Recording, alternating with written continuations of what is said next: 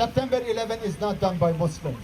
It is done by the plot of the Zionists in order to justify, to occupy the land of the Muslims, such as Afghanistan, such as Iraq, such as now Pakistan. This is Bahram Nahidian speaking in Washington, D.C.'s DuPont Circle earlier this year at the Al-Quds Day rally for justice in Palestine. They plot on a scheme, and no doubt God is plotting on the scheming against them too. The hateful rhetoric spilled out over a crowd that included flags for the Iranian-financed, officially designated terrorist group Hezbollah. A radical gathering for sure, but for Nahidian it was just another day in the park.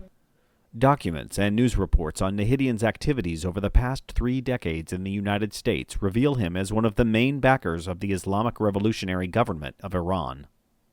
November 4, 1979, is best remembered as the day Iranian students stormed the U.S. Embassy in Tehran, capturing over 60 Americans and kicking off a 444-day-long hostage crisis.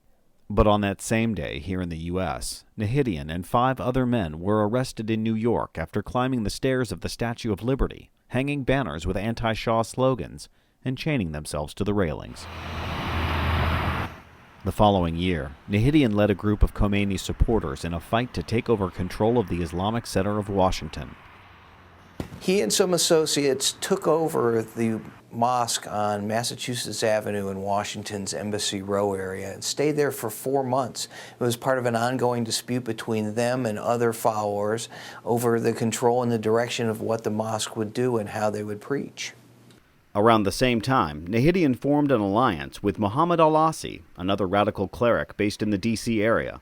Al-Asi spoke with the Investigative Project on Terrorism's executive director, Stephen Emerson, in 1994 for the documentary Jihad in America. He routinely calls for the destruction of Israel, Egypt, and any regime allied with the United States. We're not picking on the United States. We're not picking on anyone.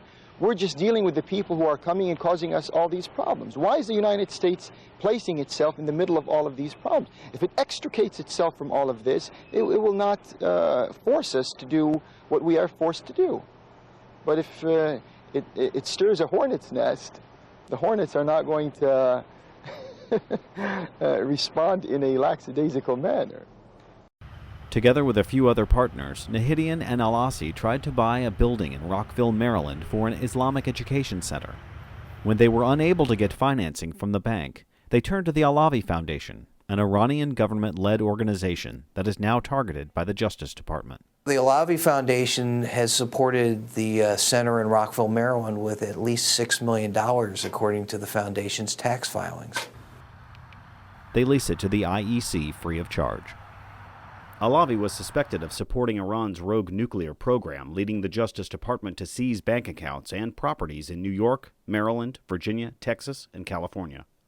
Well, they're able to get money from the United States, send it back through the mosque and that foundation, using banks that have been targeted by the Treasury Department, such as Bank Melli, to help prop up the nuclear program, which we believe could be used to build an atomic bomb. Federal tax records show Al-Asi money flowing into the mosque Nahidian currently leads, the Manassas Mosque. This Virginia mosque received a total of $193,000 from the Al-Asi Foundation in 2005 and 2006. Palestine will be free! Israel, you will see!